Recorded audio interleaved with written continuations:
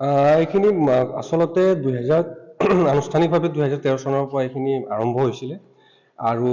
এই কামখিনি এটা NGOক দিয়া হৈছিলে আৰু প্ৰথম অৱস্থাত বস্তুখিনি সব ঠিকেই আছিলে কিন্তু দেখা গ'ল পিছতে লাহে লাহে পৰ্যায়ক্ৰমে সেইখিনি বস্তু মানে একেবাৰে বেয়া হ'বলৈ গ'ল আৰু ইয়াত সম্পূৰ্ণ গাফিলতি আমাৰ বিভাগৰ আছে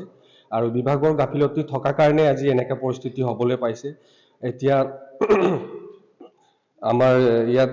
কম্পিউটাৰ আছিলে আৰু অন্য সামগ্ৰীখিনিও আছিলে কিন্তু সেই বস্তুখিনি লাহে লাহে সব নাইকিয়া হৈ গ'ল চুৰ হৈ গ'ল কিছুমান বস্তু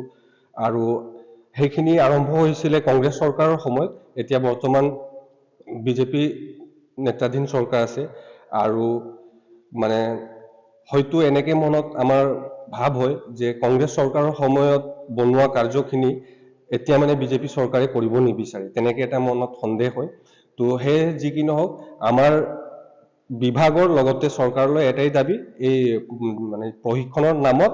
যিখিনি সুবিধা যদি আমাক চাহ জনগোষ্ঠীৰ লোকক যদি দিব বিচাৰিছে তেন্তে সঠিকভাৱে দিয়ক আৰু সকলোৰে সুবিধা হোৱাকে দিয়ক আৰু বস্তুখিনি যাতে মানে সুচাৰুৰূপে থাকে তাৰ বাবেও চকু দিয়াটো দৰকাৰ